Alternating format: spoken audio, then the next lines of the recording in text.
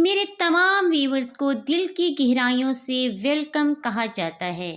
آپ لوگوں کا سپورٹ کرنے کا بہت بہت شکریہ۔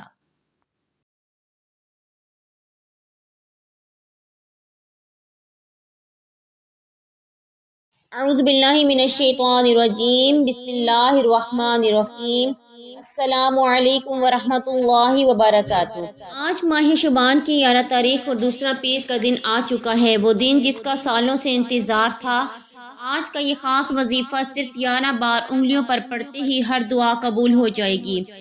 یہ وظیفہ عرش الہی سے معلق ہے، اور جو چیز ساری زندگی نہ ملی ہو انشاءاللہ آج وہ مل جائے گی۔ اگر یقین نہیں آتا تو ضرور آزما کر دیکھیں۔ میں نے خود ماہ شعبان کے دوسرے پیر کے دن شدت سے انتظار کیا کہ کب یہ دن آئے اور رب کریم سے اپنی حاجت پوری کروا سکوں۔ یہ وظیفہ اتنا طاقتور اور مشرف ہے کہ جیسے ہی دوسرے پیر کے دن پڑھا جاتا ہے، مقصد جتنا بھی بڑا ہو پورا ہو کر رہتا ہے۔ شب برات سے پہلے یہ آخری موقع ہے، اس لیے اس وظیفے کی بے حد قدر و قیمت ہے۔ ماہ شعبان کا دوسرا پیر وہ خاص دن ہے جب انسان کی تقدیر اور نصیب کے فیصلے کیے جاتے ہیں۔ آج وہ گھڑیاں آ چکی ہیں جن کا پورے سال شدت سے انتظار کیا گیا تھا۔ اللہ کے محبوب تسبیح صرف 11 بار پڑھ کر اللہ کو راضی کر لیں۔ آج میں ایک ایسا خاص اور مجرب عظیم وظیفہ لے کر آئی ہوں۔ جب کوئی بندہ ماہ شعبان کے دوسرے پیر کے دن صرف 11 بار یہ پڑھ لے گا، اللہ کریم اس پر بے حد رحم فرمائے گا۔ ماہ شعبان کے دوسرے پیر کے دن چلتے پھرتے یہ وظیفہ صرف 11 بار پڑھ لیں۔ پیر کے دن تو بہت آئیں گی، لیکن ماہ شعبان کا دوسرا پیر اور شب برات سے پہلے کا پیر صرف سال میں ایک بار آتا ہے۔ ماہ شعبان وہ مہینہ ہے جس میں ہر انسان کی قسمت اور نصیب لکھ دیا جاتا ہے۔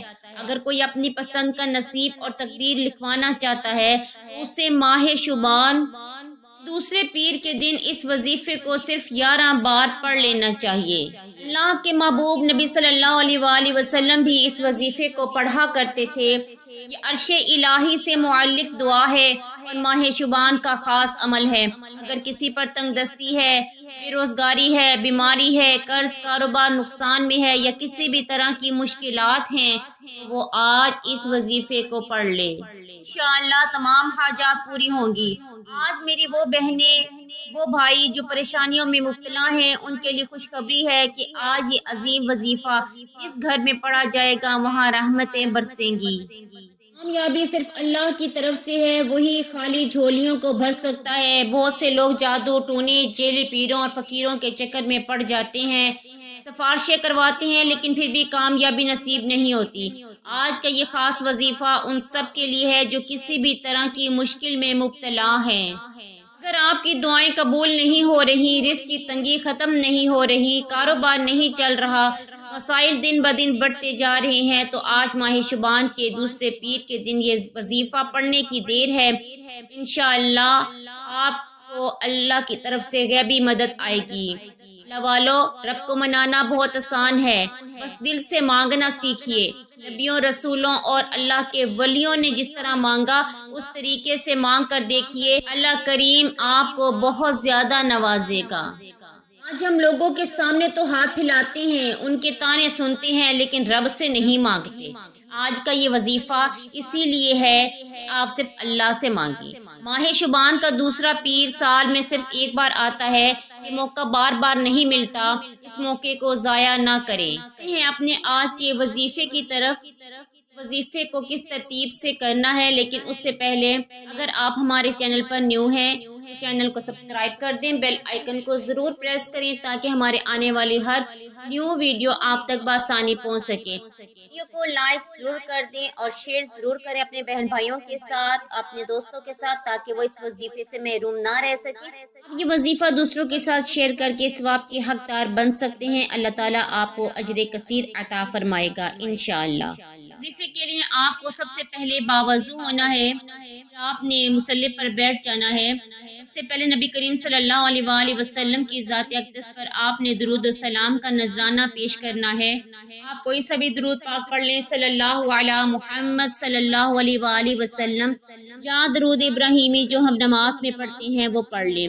ثواب کی نیت سے میرے ساتھ مل کر ایک بار ضرور پڑھ لیں۔ اللہم صلی علی محمد وعلی آل محمد کما صلیت علی ابراہیم وعلی آل ابراہیم انک حمید مجید۔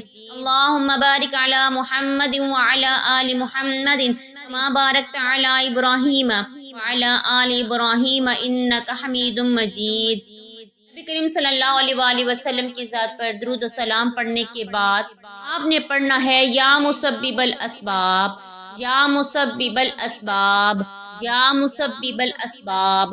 آپ نے یہ یا مسبب الاسباب کو 11 بار پڑھنا ہے۔ اس کے بعد پھر آپ ہاتھوں کی انگلیوں پر یا تسبیح کے دانوں پر پڑھ لیں۔ اس کے بعد آپ پڑھیں گے سبحان اللہ و بحمدہ سبحان اللہ العظیم، سبحان اللہ و بحمدہ سبحان اللہ العظیم۔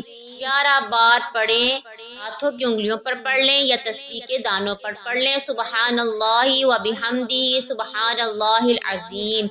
یاد رکھیے کہ وظیفے کو مکمل یقین کے ساتھ آپ کریں گے تو آپ کو بہت فائدہ ہوگا۔ جلدی سے نہیں کرنا، آپ نے وظیفے کو بہت ہی تحمل سے آرام سے وظیفے کو کرنا ہے، عاجزی کے ساتھ کرنا ہے۔ آخر میں پڑھنا ہے یا جبارو یا قہارو، یا جبارو یا قہارو۔ آپ نے ان دونوں لفظوں کو ملا کر پڑھنا ہے، صرف اور صرف 11 بار پڑھنا ہے۔ اپنی حاجات کے لیے دعا کریں اور آخر میں پھر 3 بار درود پاک جو آپ نے وظیفے کے آغاز میں پڑھا تھا وہی درود آپ نے وظیفے کے آخر میں پڑھنا ہے۔ اب آپ کا وظیفہ مکمل ہوا۔ اس کے بعد اب مانگنے کی گھڑیاں ہیں۔ اللہ کریم سے رو کر عاجزی کے ساتھ گڑ گڑا کر مانگیے۔ اللہ سے تھوڑا نہیں مانگنا، اللہ کی عظمت کو دیکھتے ہوئے مانگیے۔ اے میرے مولا، تو رحمان ہے، تو رحیم ہے، تو کریم ہے، ہم سب کی تمام جائز حاجات کو پورا فرما۔ جو بے روزگار ہیں انہیں اچھا روزگار عطا فرما، جو بین رشتوں کے انتظار میں ہیں انہیں بہترین رشتے عطا فرما۔ اے اللہ، فلسطین، کشمیر اور دنیا بھر کے مظلوم مسلمانوں کی مدد فرما۔ اے میرے مولا، ہمیں اپنے فضل اور کرم سے نواز دے، آمین یا رب العالمین۔ اللہ تعالیٰ ہم سب کا حامی و ناصر ہو۔ اللہ حافظ۔